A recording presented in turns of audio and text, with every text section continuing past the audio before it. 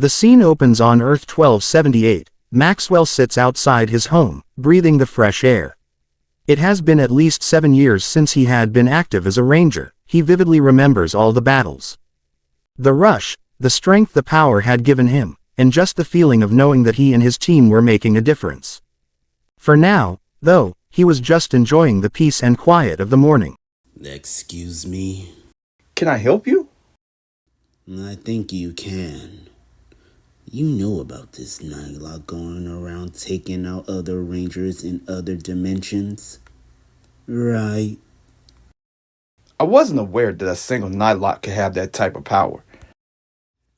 Well, this one apparently does. But I figured the others and I could use all the help we can get for when the time comes. There's a council of Power Rangers throughout the multiverse who have come to answer the fate of the multiverse. We must unite or we will fall. Every world is bound to this fate. You see, I've discovered something that not many of the others know. Okay, and that is? That this Nighlok is from a different world that should never existed. He left a trail of bodies all over. He doesn't care whether it's a ranger or a villain. He thinks of this as a kind of like a sick game. So come with me. We have much to discuss. The scene changes to many representatives of Power Rangers throughout the multiverse. As Maxwell and Zenith step through a portal, Morgan stands to greet them. Rangers, you have been summoned here to aid in our struggle to save the multiverse. We must work together or we will all die. We've lost too many worlds as it is. She's right. We can't afford to lose anyone else anymore. Everyone looks to see a young girl in a brown mechanic suit with goggles on her head. They stare at her. What? Gotta be taller. Anyway, let's focus on the topic at hand, everyone. If we're going to survive, you're going to need to understand what we're up against. The scene changes to a flashback as an army of Rangers battling the Legion of Nighlok. The battle ensues and is very fierce. We were about to put an end to them once and for all, but he appeared. Soon they all stop fighting. They look up in fear. Deku steps onto the battlefield with a reborn Uramasa in his hand. The Rangers begin to back off looking fearful. Deku comes forward. He swings his Muramasa katana, scattering Rangers all over the field. Megaforce Red Ranger Troy charges forward to engage him, but he is thrown away by the sword. He crumples against a rock, dropping his weapon. Aisha Campbell moves toward her fellow Ranger, takes off her helmet and summons her Dino daggers. Deku kicks her in the chest. Jaden Shiba kicks the Nighlok away as the Nighlok prepares to bring his sword down upon Jaden, who swipes at his chest with his spin sword. Deku begins to glow brighter and brighter. There is a massive explosion sending a shockwave all across the battlefield, knocking the Rangers off their feet. There's no sign of their enemy. That thing is more dangerous than anything probably any Ranger has faced before. A portal opens as everyone sees Alex in the middle of training with his father, Seijuro. Alex throws 2 kicks, not taking his eyes off his opponent.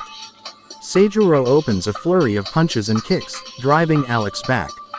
His last technique is a spinning back kick, which Alex ducks and follows up with a strong reverse punch to the stomach. Sooner or later, we're going to have to tell him the truth. Tell him, by all accounts, his world shouldn't even exist. You're right. But for now, let's keep an eye on him and the Battle Fury Rangers. I've sent Luca of Eltar to Earth in her dimension. It appears that this, Noah, The blue Battle Fury Ranger has tried to make contact with Lord Draken in that dimension. He kind of reminds me of Uncle Dylan. Just a little bit, anyway. So, what else do we know about our enemy? At the moment, all we know is that he has his father's fixation for fighting the ultimate opponent, just like Deku did with Jaden. I'm gonna ask this one more time. What else do we know? Haley, the Master Rider Firefly has pinpointed the Nighlok's location. What? Are you sure? Yes, it appears that he's in the Soulless Dimension. Wait, you're absolutely certain he's in the Soulless Dimension. But that place is home to demons and evil spirits. Some were born and even banished there. Not to mention it has its own grid energy.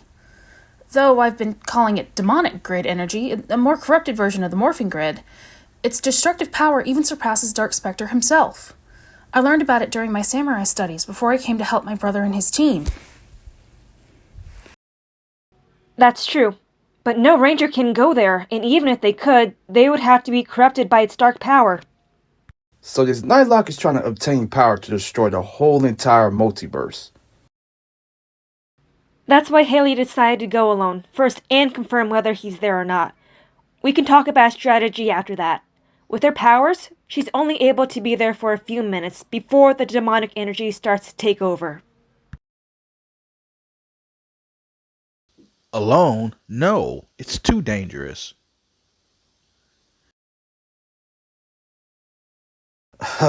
She's still a masked rider. Do you know what that means? I just feel bad. We can't lose anyone else to this tyrant.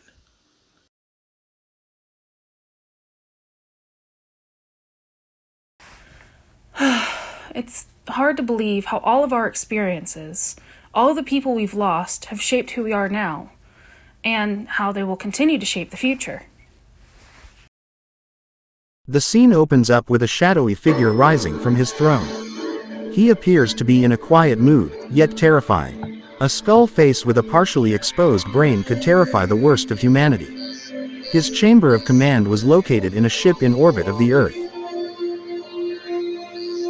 I'll do it myself.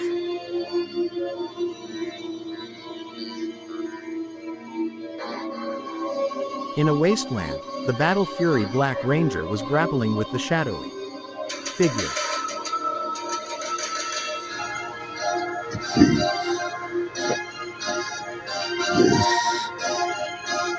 this is all you have, Black Ranger. In his left hand, a giant red orb swelled, growing larger. He threw it. The earth shook. The crimson blast cackled over the Black Ranger's form. The power was too strong.